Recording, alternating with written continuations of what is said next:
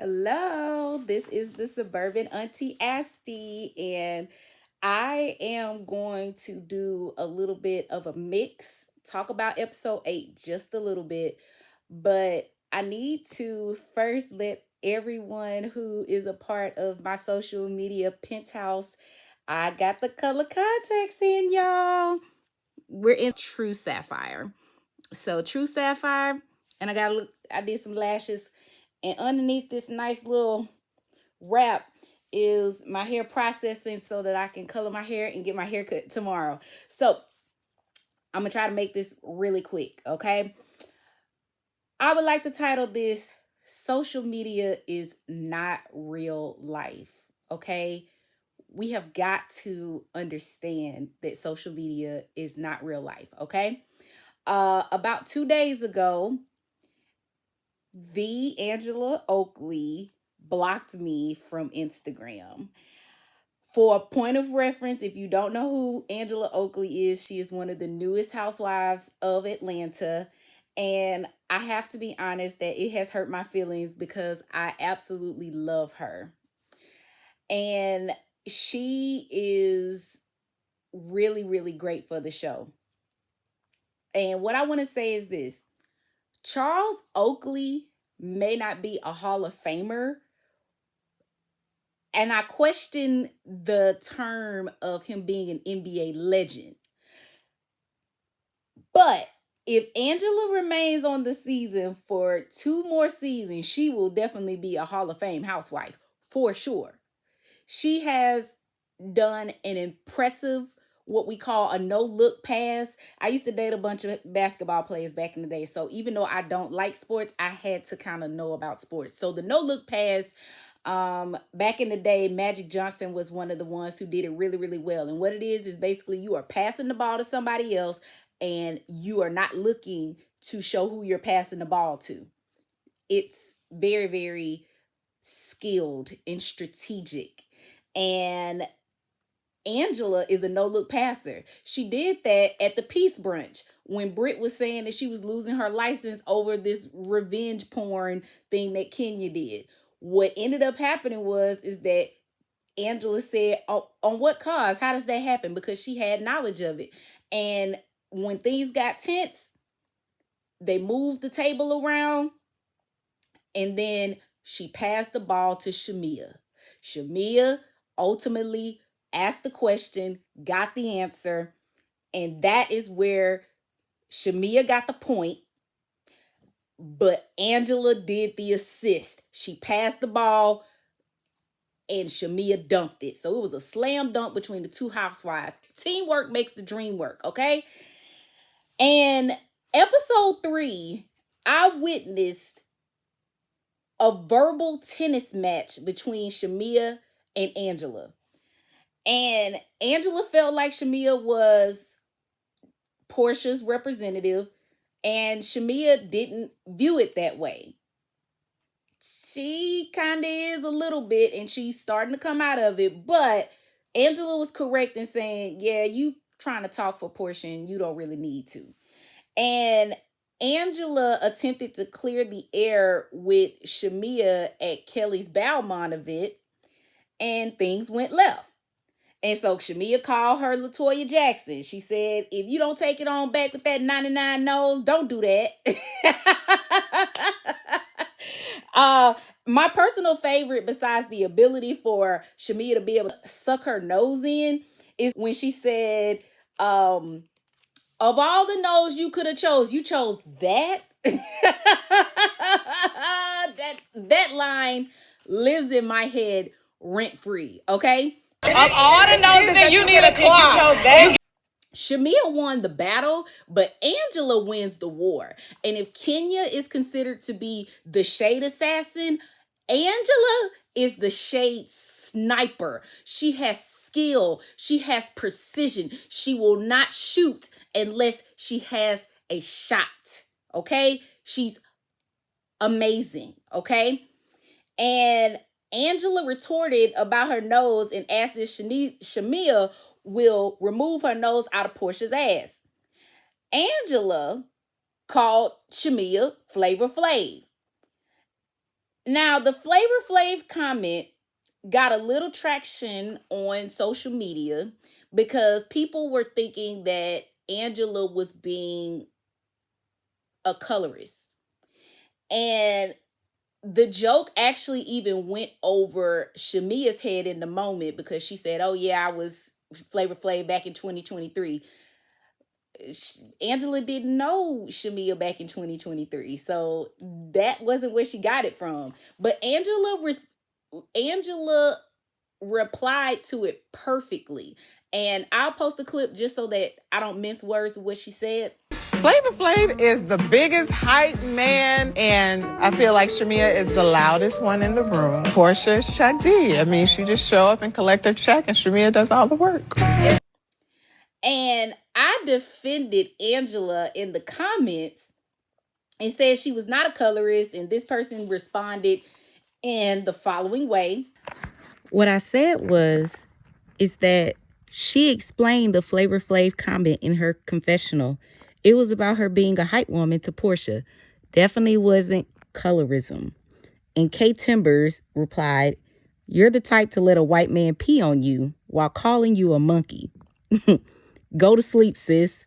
I'm woke over here." I know exactly what she was trying to imply.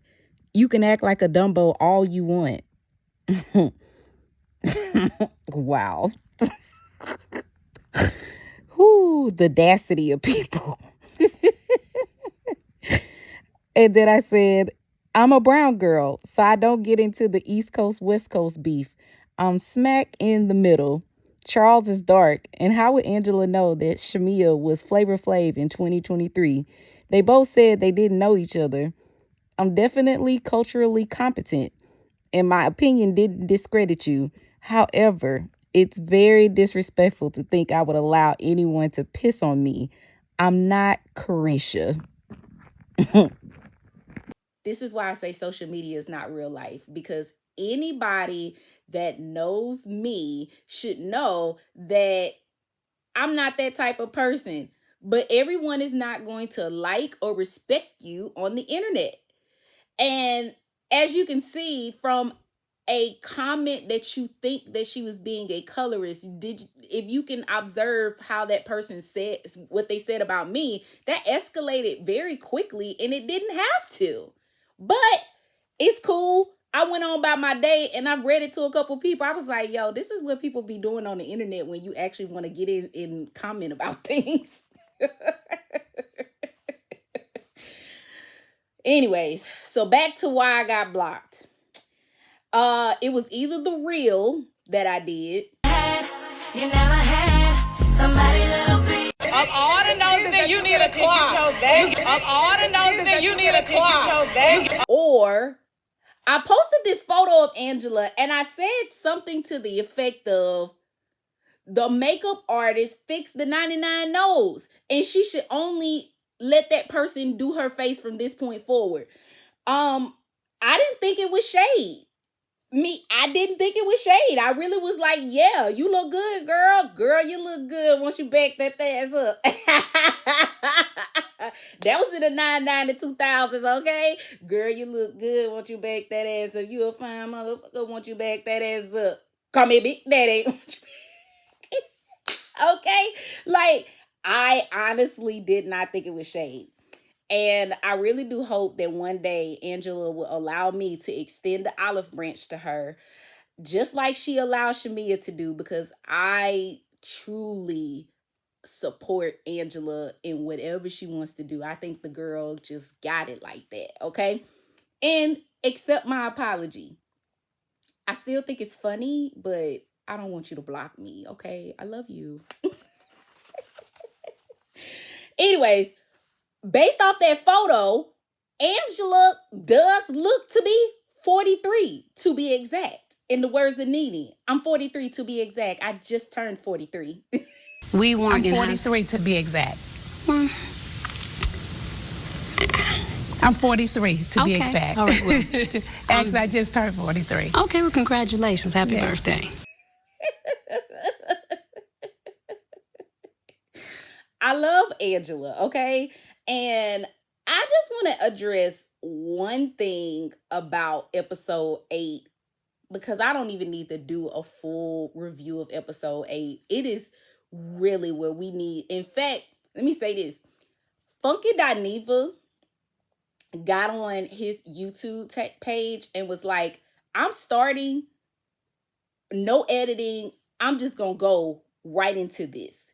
And it is, I wholeheartedly agree with everything he said, because I was just like, yeah, Porsha really fucked up by saying she would fuck Charles. Baby, that's a real problem. That should have been a right then and there, baby. It ain't just no we talking and I'm leaving. And I just have to say this. Porsha said Angela better stop before I fuck Charles was completely out of order. Okay? I would have dropped her like Chrissy did Kimbella. Okay?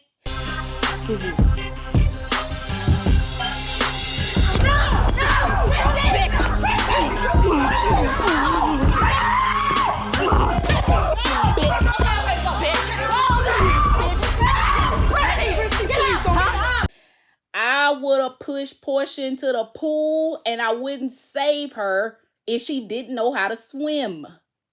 Okay? And the fact she was like, well, what's Angela gonna do? And then doubled down and said, I didn't say anything. And then she gets on Watch What Happens Live and says, I want to apologize about that. And then still jokingly say, I didn't say anything. Ma'am, it was inappropriate. You should have not joked whatsoever. It's out of order. And Angela was absolutely right to believe that Porsha would actually do that, because she has demonstrated that she would do that. And at minimum, she was good for leaving the trip. I wouldn't have personally been able to just leave the trip, especially if I had a good man. I could get violent. Ain't no way you're going to be talking about my man in that fashion and think that that's going to be okay. We're not going to be good whatsoever. But anyways, she better than me in that regard. And I want to say this. As a woman, you have to understand that there are women that we may know. And I asked a friend of mine the other day, I said, do you know anybody in your life that's like Britt Eady? And she said, yeah, maybe in my 20s. I know somebody like Britt Eady, but not anymore because I'm, pushing 40 now. And I was just like, okay, well, I definitely know somebody who's like Porsha, for sure. Like, I'm going to tell a story about a person, and the person that I'm speaking about has already blocked me. Hallelujah, praise the Lord. Only a hit dog will holler if you are this person.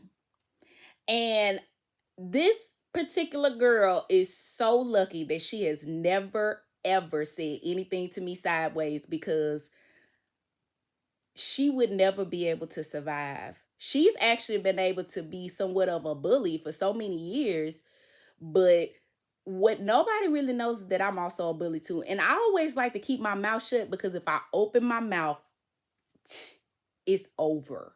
It's done. It's over. I'm taking it to the house. I'm going for the championship. Okay? I'm going to unload the clip. For sure. Okay? So, here we go with the story. All right? Story time. Y'all don't know this, but for those who don't know, I am a lady of Kappa Alpha Sorority Incorporated. Okay? And I actually have pronounced myself dead to my line sisters. I am an ivy beyond the wall with them. I let them go. I said, bye-bye, see you later. Okay? I'm good. I'm still a sorority sister. I still believe in sisterhood. But I had to distance myself from the collective. But I still associate with some of the girls. But I was like, to everybody else, please. I told the ace, actually, please eulogize the girls for me. they ain't even got to worry about me no more. Y'all are blocked for the most part. You can't even get at me if you wanted to. And I left by choice. I did a Garcelle on their ass, okay? But Garcelle just left gracefully. I left and said one of their children is batshit ugly. Okay? I didn't give a damn. I was like, y'all should have not fucked with me. But anyways, let's keep going, all right? One of my line sisters is actually Porsha Williams Guabadia. And this girl has allegedly slept with at least 2 of our line sisters' men in the past. Allegedly. Okay? Allegedly. One while the other was with the guy. And the other one I find to be unique. Like Beyoncé says. Unique. And this is what I think was unique about it. And I'm going to tell the story in the format of Porsha, Fallon, and Simon. I'm going to use them because I think that a bitch like this would try to sue me. And I hopefully she don't even figure out that it's about her. But apparently she don't think her shit stinks. So here we go. Porsha started dealing with one of Fallon exes privately, and then came to Fallon and asked, was it okay if she goes out with Simon? But the gag is, Porsha was already dating Simon when she asked Fallon, was it okay if she dated Simon? I'm just saying it again just in case you get the full storyline. Porsha and Fallon are friends. Sisters, if you will. We all line sisters. Okay? Porsha started dating one of Fallon's exes privately. And then came to Fallon and said, is it okay if I date Simon? But she was already dating Simon when she asked. Isn't that bizarre and unique? I scratched my head on that one for so many years because I could not understand why in the world would you ask if you were already doing it. Now, I could have this story completely wrong. I wasn't around. I don't really know, but this is what came back to me. All right. And so this is the questions that have bogged my mind a little bit. Why did Porsha even ask? And what was her motivation of asking in the first place? I think either one, Porsha wanted to date Simon publicly, but I think despite Porsha being drop dead gorgeous, it is very clear to me that there is self-esteem issues with Porsha. Not Porsha on Atlanta Housewives. Porsha on Atlanta Housewives, she just trying to get to the money. Okay? That's all that is. I don't think she got low self-esteem issues whatsoever. I think that she trying to get to the money, get to the bag. And I'm okay with that one. But my Porsha, yeah, that girl got some real low self-esteem issues. I mean, it's the most bizarre thing. The girl is gorgeous. She comes from a well-to-do family. She's accomplished. And yet she could never find an original man. And then do this to your sisters, of all people. When I tell you what she does to her own biological sister, this girl is diabolical. Diabolical. I'm so glad that I ain't really got to talk about this girl no more and that she's no longer a part of my life, because with sisters like that, why would I need enemies? I don't. My line sisters are ops. Whoo, man, that's crazy. And I say all that to say, Angela should take what Porsha says seriously, okay? Because Porsha is a leprechaun from Crichton looking for a pot of gold. Okay? I want to say this one last time. Social media is not real life. Don't run up unless you're ready to get done up. Don't shake unless you're ready to get shook, baby. And that is the Suburban Auntie signing out for the night. Y'all be easy.